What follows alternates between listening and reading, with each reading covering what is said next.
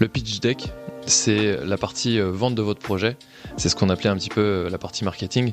Le pitch deck, c'est tout simplement, on vous donne un exemple concret, c'est ce qu'on a fait devant le maire quand on a voulu vendre notre projet de distributeur de pain. Le pitch deck, c'est en quelques slides, résumer votre projet, le constat, votre solution et votre roadmap sur 3 à 5 ans. Voilà. Nous, on avait fait un peu ça au feeling, mais c'est vrai qu'il y avait des outils tout construits, tout faits, et que tu as découvert par la suite. Mais en ayant envie et en faisant les choses bien, finalement, tu vois, on s'est retrouvé à faire un mini business model, on s'est retrouvé à faire un mini business plan, on s'est retrouvé à faire un mini pitch deck. Donc, et on n'y connaissait rien du tout. Ouais, voilà, intuitivement, ça le fait aussi, c'est ça que je veux dire. C'est ça. Salut les bâtisseurs, c'est Terry. Et moi, c'est Hugo. Et nous sommes ravis de te retrouver pour un nouvel épisode des Bâtisseurs d'Indépendance. Chaque semaine, nous partageons nos avancées sur le chemin de la liberté, au sens large du mot. On parle de développement personnel, d'investissement, d'immobilier, d'entrepreneuriat, de nos réussites, mais aussi évidemment de nos échecs. En tant que passionnés, nous avons des connaissances dans à peu près tous les domaines de l'investissement. Cependant, petit disclaimer, nous ne sommes ni formateurs ni millionnaires. En fait, tu nous rejoins au début de cette belle aventure qu'est la quête d'indépendance financière. Ici, pas de mythos, pas de langue de bois, l'objectif est d'être honnête et transparent. Cette semaine, on commence la discussion avec Hugo et un point business. Comment tu vas, mon pote ? Écoute, ça va très bien. Je suis très heureux d'enregistrer ce soir. Je sais pas pourquoi, mais je me suis dit, tu vois, je suis fatigué par contre, j'ai fait je reviens d'un week-end ski. Néanmoins, je suis content de reparler aux bâtisseurs et puis de te reparler à toi. C'est mignon. Ça fait tout. Non, mais c'est vrai, je trouve que c'est le petit moment privilégié, tu vois, de la semaine. Ouais. Et puis, en revenant d'un week-end ski, on a tendance à être quand même fatigué mais heureux. C'est le principe même. Ah ouais, c'est vrai ça. Ouais, petite reconnexion avec la nature, avec les copains aussi, c'était bien sympa. Ouais. Et t'as fait du ski ou du snow alors ? C'est une très bonne question. Je fais du ski et j'aimerais bien me mettre au snow, mais en vrai, parce que du coup, je fais du wakeboard, donc sur l'eau. C'est les skis nautiques. Et en vrai, je me démerde plutôt bien. J'arrive à faire quand même des modules. Mais le snow, c'est quand même pas du tout pareil. Quand tu plantes dans la neige, tu te plantes sévère, tu vois. Oui, les donc, fautes de quart, elles font mal. Ouais. Mais toi, tu skis ou tu snow ? Je me rappelle plus. Moi, j'ai appris à faire du ski un petit peu, mais après, je suis directement passé au snow. Donc maintenant, je snow. Ok. Plutôt, je faisais parce que c'était il y a un moment, tu sais, je m'étais luxé l'épaule, la répétition. Et en fait, j'ai refait une petite session ces vacances-là, la semaine dernière, en fait. Okay, donc c'était sympa, mais j'ai pas pu en faire tant non plus. Ça marche, trop bien. Écoute, moi j'y suis allé pour la deuxième fois cette année. Deuxième week-end de janvier, j'y suis allé avec Mariva et c'était vraiment incroyable. En hors saison, franchement, c'est tellement pépite. Ouais, c'est trop bien. Mais même là, tu vois, en mars, on est plutôt hors saison. Je sais plus c'est quoi les vacances, mais en tout cas, il y avait pas grand monde sur les pistes, donc c'était un régal. Gros temps de merde samedi, mais dimanche là, c'était incroyable. Donc vraiment. Bon, au moins un sur deux. Quoi. C'est ça. Ouais, ça c'est top. Est-ce que tu veux nous dire le point du jour ? Avec grand plaisir. La semaine dernière, il y a 2 podcasts, on a parlé d'auto-entreprise, de création d'auto-entreprise, de pourquoi vous devriez commencer par là. Donc, on avait notamment dit que c'était surtout pour la partie facilité de déclaration et la partie tester son marché de manière facile, tout en gardant un taf si on en a déjà un, ou créer juste son projet entrepreneurial en partant de zéro. Et donc là où je voulais m'arrêter un petit peu aujourd'hui, c'était sur les outils de création d'entreprise. Alors les outils, on va dire, plutôt de gestion de projet, hein. Je vais pas parler d'outils fiscaux ou quoi. Juste quand tu commences un projet, t'as besoin d'outils pour savoir un peu où tu vas, ce que tu veux faire et comment tu veux le faire. Et je trouve que c'est hyper intéressant d'en parler. Il y en a qui sont connus, d'autres beaucoup moins, je pense, du grand public en tout cas. Donc c'était un petit peu le sujet du jour. D'accord. Et donc aujourd'hui là, c'est un sujet que moi je maîtrise pas, enfin vraiment pas, puisque j'ai pas eu à m'occuper de tout ça. Par contre, la gestion de projet d'une manière générale, j'en ai fait pas mal, autant dans mon travail que dans mes études. Alors peut-être qu'on va retrouver des communs, ça serait rigolo. Mais dis-moi si toi tu devais faire des catégories, lesquels ce serait? Je vais t'expliquer quand même un petit peu ce que je veux dire par là. Ouais. Imaginons que tu as un outil pour faire de la gestion de ton planning, je sais pas, 2 outils pour faire du storytelling, 3 pour faire de la vente, etc. Tu vois, des catégories. Dis-nous un peu ce que toi tu utilises. Ouais, alors ça c'est vraiment dans la partie exécution, je trouve, de ton projet entrepreneurial. Là, les outils, alors que moi je vais citer, c'est plutôt sur la partie sur comment fonctionne ton entreprise de manière globale. Donc comment tu génères des revenus, qu'est-ce que tu proposes aux gens et en fait quels sont tes investissements. Donc ça c'est on va dire ça importe un mot, hein, mais je sais pas si je spoil dès maintenant ou pas. Vas-y, donne. C'est le business model de ton entreprise et donc le premier outil que je voulais parler c'est le business model Canva. D'accord. T'as un premier outil qui est business model et ça c'est un mot à part entière, c'est une catégorie à part entière, c'est comment fonctionne ce que je disais, comment fonctionne ton entreprise. T'as un autre outil qui lui rentre dans le détail de comment fonctionne ton entreprise, qui va dans le détail sur tes produits ou tes services et puis aussi sur la partie financière. Et ensuite t'as un troisième outil qui est sur la partie vendre son projet, tu vois, à d'autres personnes. Voilà. D'accord. Donc en fait, le premier, c'est commencer, le deuxième, c'est de la gestion, et puis le troisième, c'est du commerce, c'est ça? Ouais, c'est un peu ça, ouais. Alors commerce, j'irai pas jusque là, mais bon, c'est globalement marketing, c'est savoir vendre. Peut-être. Ouais, je dirais plutôt investisseur, mais pourquoi pas marketing, ouais, carrément, parce qu'en fait marketing, ça, tu peux rassembler plusieurs choses dessous, notamment le fait de raconter une histoire et de savoir bien le faire et aux bonnes personnes. Donc finalement, oui, ça rejoint un petit peu le côté marketing complètement. Okay. Mais du coup, effectivement, enfin, mais c'est intéressant que tu me dises ça parce que du coup, on fera sûrement un autre épisode sur les outils de gestion peut-être d'une entreprise. Ça peut être intéressant. En tout cas, ce que moi j'utilise. Oui, carrément, ouais. Mais c'est clairement intéressant. Ok. Bon, on va quand même directement attaquer dans le vif du sujet. Le premier outil que tu veux nous présenter, c'est lequel du coup? C'est Canva, t'as dit? Ça, j'ai retenu. Ouais, c'est Business Model Canva. Alors, BMC. Canva, c'est simplement en fait une trame. C'est comme ça que ça s'appelle. Donc, un business model, c'est comme je disais tout à l'heure, c'est composé de 3 parties. Il y a l'architecture de valeur, il y a les flux, et il y a une troisième partie que j'ai oubliée. Mais globalement, ça sert à définir ce que tu proposes à tes clients, à du coup savoir en fait comment tes clients te payent, comment tu gagnes de l'argent. Ensuite, quels sont tes niveaux de dépenses, et du coup voir en fait si ça fonctionne tout simplement. Business Model Canva, c'est pas très très connu. J'invite tout le monde à aller. Je vais mettre des ressources en description. Mais c'est hyper intéressant de savoir un petit peu comment fonctionnent les entreprises, c'est quoi leur modèle de revenu tout simplement. Et ça met l'accent sur un point qui est principal, qui est à retenir, c'est sur votre proposition de valeur. Donc la proposition de valeur, en fait, c'est qu'est-ce que vous avez à apporter à vos clients ou à votre client cible qui va faire la différence sur le marché. Quel est le point clé de votre business, tu vois. Okay. Donc si je prends un exemple pour Sillage, le point clé de mon business, c'est vendre du mobilier sur mesure, fait avec des ressources locales et par des artisans locaux, en ligne notamment. C'est vrai que ça, tu nous l'avais déjà partagé une fois précédente.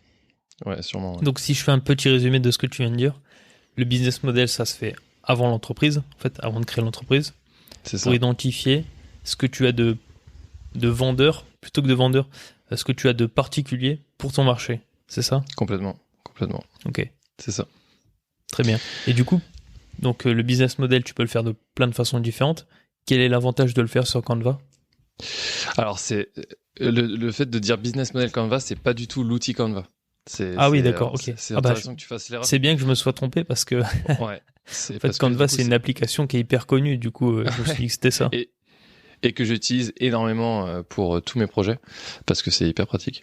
Néanmoins, effectivement, faut bien faire la distinction entre l'outil Canva et le business model Canva qui est en fait juste un anglicisme utilisé en français, tu vois, enfin qu'on utilise en France. Donc c'est BMC, Business Model Canva, enfin pas d'une traite mais avec 3 mots, et ça définit, on va dire, ce document qui est l'un des premiers documents que tu fais, parce que finalement quand tu as une idée de business, bah tu te dis bah ok, sur un bout de papier tu peux griffonner, ok, ça c'est ma proposition de valeur, c'est ça, c'est mon segment client, et ça va générer des revenus, etc. C'est plus clair pour toi? Ouais, c'est plus clair pour moi. Et c'est bien que je me sois trompé, parce que je me dis que d'autres personnes ont dû penser la même chose. C'est possible, ouais. Je me suis peut-être mal exprimé aussi, mais en tout cas, effectivement, faut faire la distinction. Ok. Et bon, en tout cas, avec le lien, ça ira mieux aussi. Oui, complètement. Et j'aimerais rentrer un petit peu plus dans le détail, parce que maintenant je commence un peu à connaître toutes les catégories qu'il faut remplir. Mais vous verrez quand vous cliquerez sur la ressource que je vais vous fournir en description, en fait vous aurez plusieurs catégories, plusieurs cases à remplir, parce que c'est un tableau, c'est sur une page en format paysage. La première chose que je vous disais au milieu, c'est la partie proposition de valeur. Donc ça, c'est central, c'est vraiment le cœur de votre business. Qu'est-ce que vous proposez? Et évidemment, dans l'idéal de différenciation, pour avoir un business innovant et générer des revenus. Donc proposition de valeur. Ensuite, vous avez une proposition de valeur qui est en face du coup d'un segment client. Segment client, c'est simplement quelle cible vous visez, quel persona vous souhaitez adresser votre proposition de valeur. Donc ça peut être des particuliers. Un persona, c'est une personne type. C'est typiquement Jean-Michel, 54 ans, qui est camionneur, et puis qui a son besoin, c'est d'avoir de Maps sur son téléphone à portée de main sans quitter les yeux de la route, tu vois. D'accord. Donc c'est un client type en fait. C'est un client type, complètement. Ok. Et ça, c'est important de définir. C'est plus ça se joue plutôt en marketing, mais même en études de marché, généralement, on essaie de dresser des personas pour, en fait, vraiment connaître son client, ses besoins, ses habitudes, sa journée type, par exemple, ou sa semaine type, pour discerner les endroits où, enfin, votre produit ou votre service pourrait répondre. Je sais pas si je suis clair. Ouais, je peux faire un résumé, sinon c'est... En fait, ta proposition de valeur, tu l'as dans ta tête, mais il faut que ça soit en accord avec des personnages fictifs qui vont être des clients types, c'est ça? C'est ça, exactement. Alors, des personnages fictifs, oui, complètement, mais ces personnages fictifs sont issus quand même de caractéristiques que tu as identifiées dans ton étude de marché. Alors, soit sur terrain, tu as interviewé des gens, en tout cas, ta cœur de cible, ou alors des informations que tu as pu trouver sur Internet. Ok. Et donc, une fois que tu as ta proposition de valeur en face d'un segment client, ensuite, il faut savoir quelle est ta relation avec ton segment client. Ça s'appelle la partie canaux. La partie canaux, c'est par exemple, je sais pas, tes clients, tu vas t'adresser à eux via un site internet, c'est ce qui fait le plus souvent. Mais ça peut être des rendez-vous physiques, ça peut être les réseaux sociaux, des choses comme ça. D'accord. Ouais, c'est ton canal de communication en fait. C'est exactement ça, c'est ton canal de communication. Et ta customer relationship, donc la relation avec tes clients, c'est la partie qu'est-ce que tu vas entretenir avec eux, tu vois. Est-ce que tu vas être très distant, parce que finalement, si tu vois, par exemple, dropshipping, c'est quelqu'un achète le truc et puis tu l'envoies, et donc là, enfin, la relation client, il y en a quasiment pas, c'est juste du service éventuellement après-vente, si tu peux l'inclure.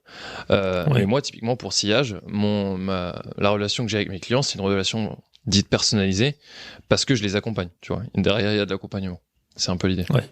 Un coaching, ça serait, par exemple, dans la même catégorie, en fait. Complètement. Ok. Exactement. D'accord. Donc ça, c'est cette partie, on va dire, en haut à droite, et la partie en bas à droite, c'est la partie revenu. Donc en fait, ta proposition de valeur, en fait, les clients la payent, cette proposition de valeur. Sous quel format et combien? C'est un peu l'idée. Par exemple, je dis un exemple. Le format de revenu que tu peux espérer, c'est de la commission sur un truc, de l'abonnement, typiquement. Donc c'est un revenu récurrent, ou alors le prix d'une prestation, tu vois. Ok. C'est un peu l'idée. Toi, dans ton cas, c'est le prix d'une prestation pour le coup. Là, en l'occurrence, c'est le prix d'une prestation complètement. Ok. Je réfléchis encore à savoir si je peux générer d'autres moyens de revenus, parce que Si tu veux, le revenu récurrent, c'est un peu le saint graal de tout business parce que finalement, tu vois, l'abonnement, Oui. ça tombe tous les mois. Et donc ça, c'est hyper intéressant. En Parce fait, que du coup, d'ailleurs, ça, c'est un mouvement qui est né il y a déjà quelques années. Oui, bien sûr. Et il y a peut-être 6-7 ans, c'était vraiment le truc à la mode. C'est essayer de transformer Ah oui. tous les business Mm. en business avec des revenus récurrents. Donc, il y Ouais. avait l'exemple qui m'avait été donné avec un informaticien. L'informaticien, normalement, tu l'appelles quand tu as un problème, tu payes une prestation. Et Complètement. ben là, en fait, la première fois que tu l'appelles, il va te proposer pour les prochaines fois d'avoir un abonnement où il intervient tant de fois par mois au maximum, mais toi, tu Ok. payes tous les mois. Donc, c'est très Ouais. intéressant pour les entreprises puisqu'elles contrôlent leurs coûts. Elles ont des coûts Complètement. fixes, pas variables. Complètement. Et pour lui, c'est hyper intéressant parce que à l'avance, il connaît ses revenus et il peut potentiellement les développer plus, embaucher, puisque de toute façon, il sait ce qui rentre. Complètement. Et ça, c'est hyper intéressant. Ouais. En fait, c'est tout simplement anticiper ses revenus et ça, c'est tout ce que toutes les entreprises en fait aspirent à ça. Parce que si elles savent combien Oui. elles gagnent, elles savent combien elles pourront investir derrière et elles auront beaucoup plus de visibilité à long terme sur leur croissance en fait, tout simplement. Oui, ça permet d'avoir plus de croissance et même une croissance plus saine aussi, puisque quand quand tu fais des investissements, tu as des prévisions. Et donc ces prévisions, si elles sont déjà amorties par le fait Bien que sûr. tu as des abonnements, bah, tu sais que ça va rouler.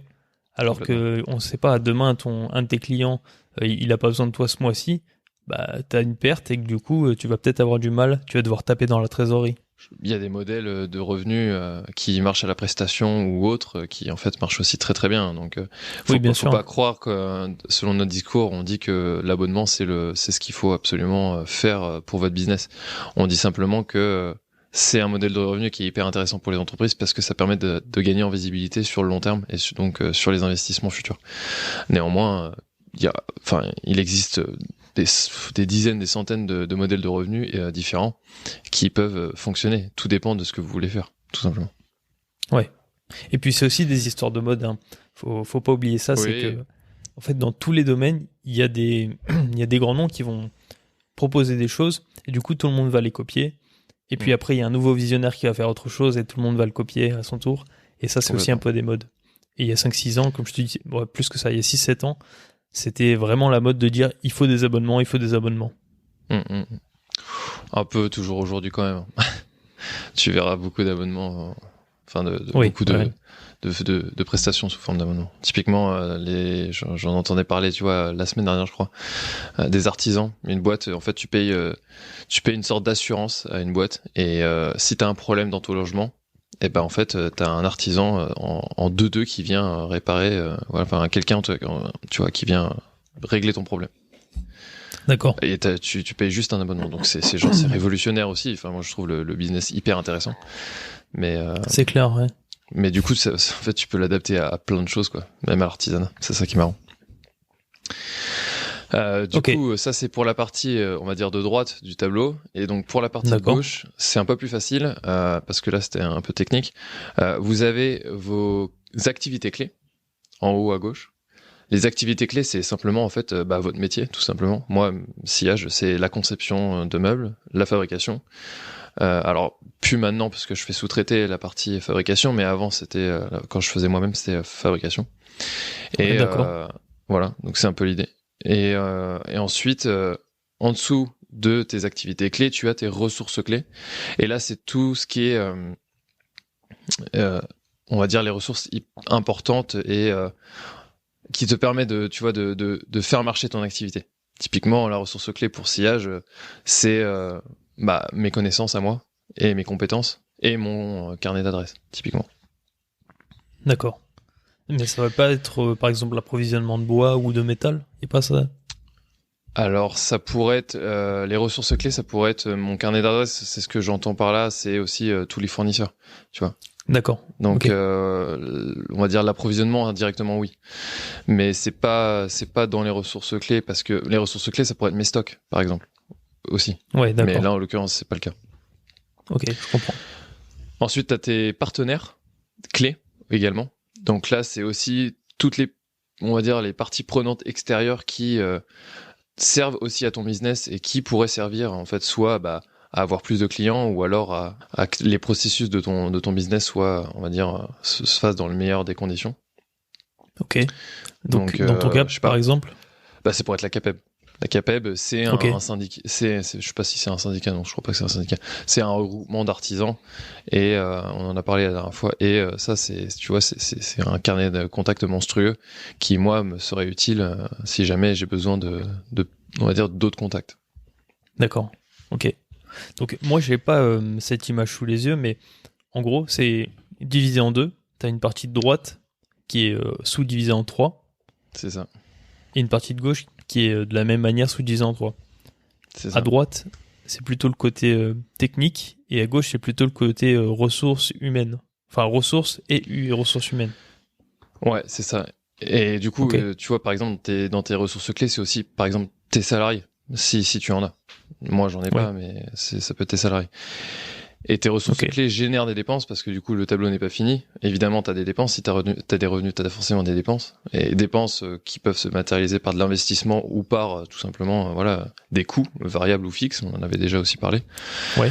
Et ces dépenses, bah, ça peut être soit les salaires, soit ton loyer, le loyer de ton local, ou des frais de gestion d'hébergement de ton site internet, par exemple. D'accord, ça marche.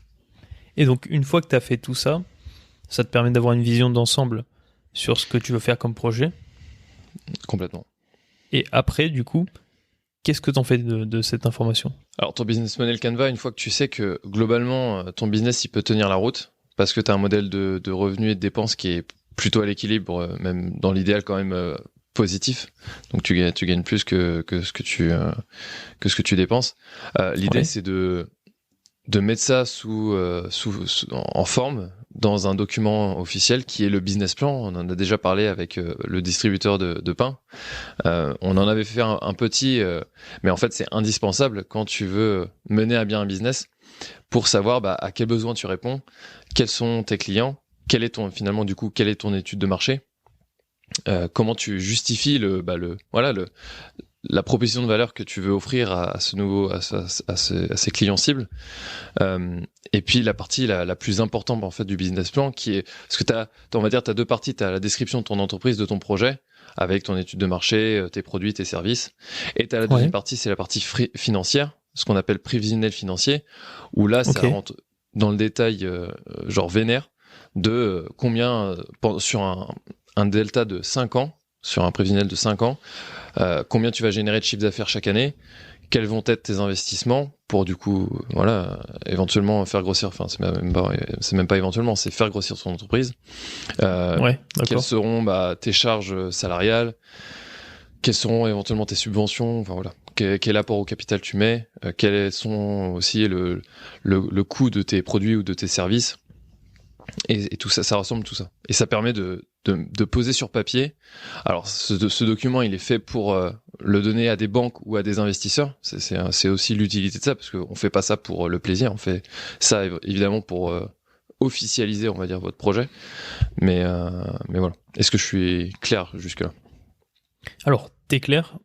Par contre, tout ça, t'en as pas forcément besoin pour te lancer. Enfin, pour moi, c'est important de rappeler que ce processus-là, il est complexe, il est énergivore, et s'il est mal fait, il n'a pas forcément d'intérêt.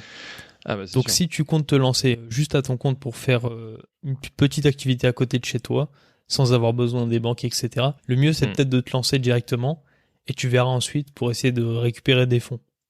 Je suis totalement d'accord avec ce que tu dis, parce que c'est aussi important de le rappeler.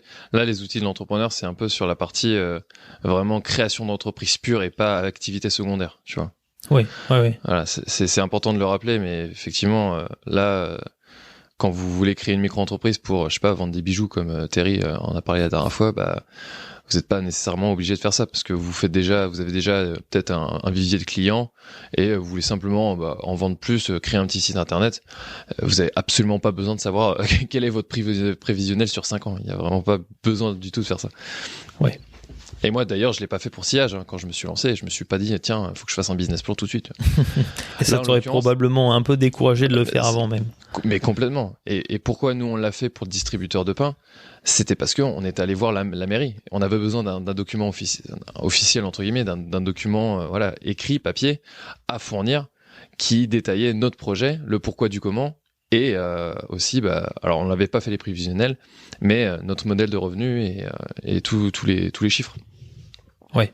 En fait, on avait besoin de ça parce que, en l'occurrence, c'était pas notre pote, l'adjoint du maire. Donc, on avait besoin de convaincre et de convaincre de façon professionnelle sans avoir déjà eu des distributeurs. Donc, en fait, si t'es pas solide par l'expérience, faut que tu sois solide par soit la technique, soit la vente, soit les données.